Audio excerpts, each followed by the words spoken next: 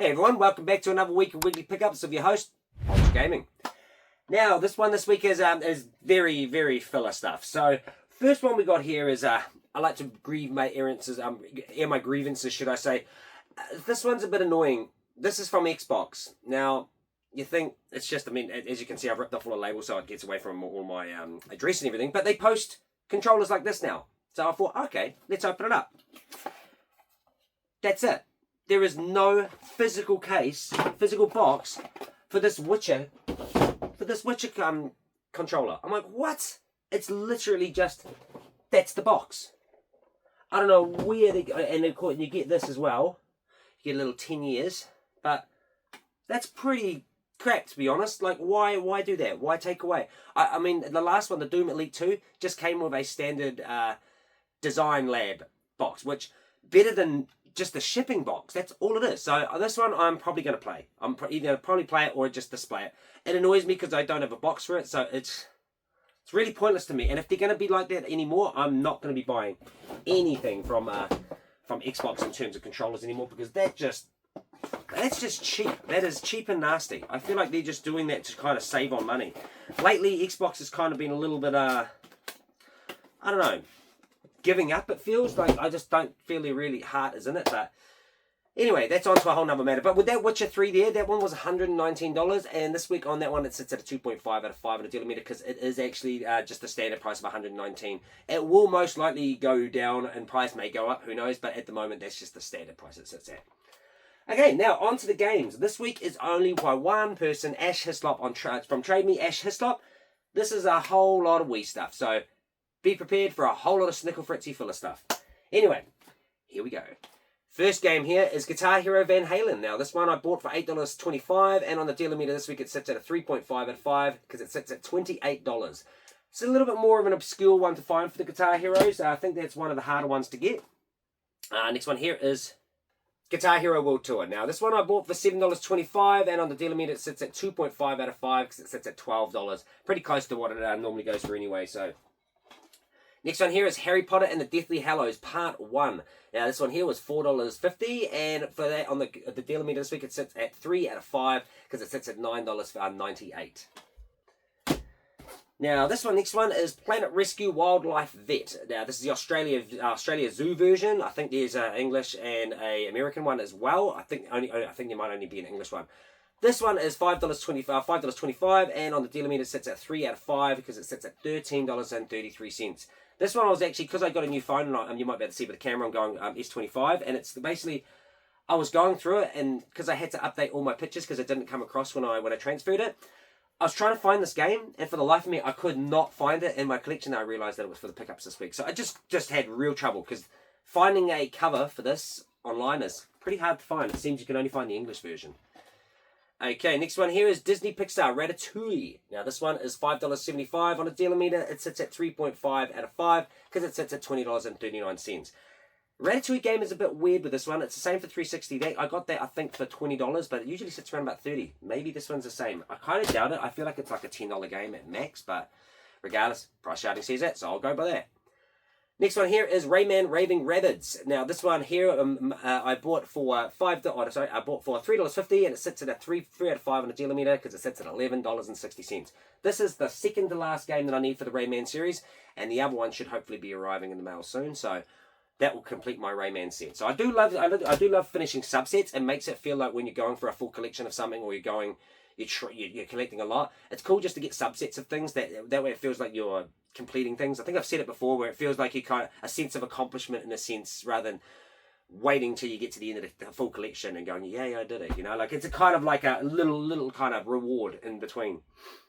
Next one here is Samba de Amigo. Now, this one is $6.75, and on the dealer meter it sits at 2.5 out of 5, because it sits at $11.74. Summer games are actually pretty fun, the Samba de Amigo games. I really want the one for Dreamcast and get the maracas. That would be absolutely cool. It's actually quite cracker. Bonus Wii maracas. Collect your Wii maracas at Sidor counter when you purchase Samba de Amigo. That's cool. See, just add them onto the Wiimote. That's funny. Next one here is Spaghetti Western Shooter. Now, this one, Spaghetti Western Shooter, was $7.25 on I bought from Trade Me. It's at a 3.5 out of 5, because it sits at $27.69. Seems like this one might be a bit more of an obscure title. It's pretty much you know those amusement parks, like they used to have at Rainbows in New Zealand. We used to just grab the gun and shoot the ducks and stuff. Pretty much it's like that. Yeah, and you got all the kind of ducks going around, or the things that you got to shoot. They're just going along a rail system and you're shooting them. It's kind of fun. Next one here is Speed Racer, the video game. This one I bought for $3.75, and on the dealer meter it sits at 3 out of 5 because it's $12.14. This is, I think this is based off the movie. I never watched the movie. As a young'un, I watched the TV show. You know, she's jetting around the back of the powerful Mach 5. Like, I love that. I love Speed Racer. I think it was just cars and speed. As a kid, you just like, love it. Next one is Transformers: Revenge of the Fallen. This one was $7.61, and on the dealer meter it sits at 2.5 out of 5 because it's $8.54. Very close to what I paid for it. So nearly kind of went over with it. Next one here is TV show King Party. Now this one I paid $2.75 for, and on the dealer meter this week it sits at a 3 out of 5 because that sits at $11.67. Not too bad. If you get them real cheap like that, you know, you're gonna sit a little bit higher because like if you get it for like $1 or something, it's gonna be higher, guaranteed.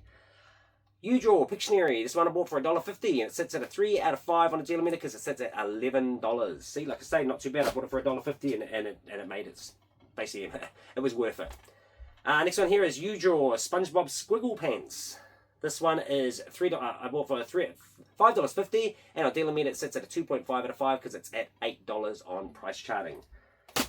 And U-Draw Studio. Now this one I bought for $2.50, and it sits at a 3 out of 5 on the dealer meter because it's a bit of a weird one. Actually, no, sorry, it sits at a 2.5 out of 5 on the dealer meter because it sits at me personally, I think it's a $5 game.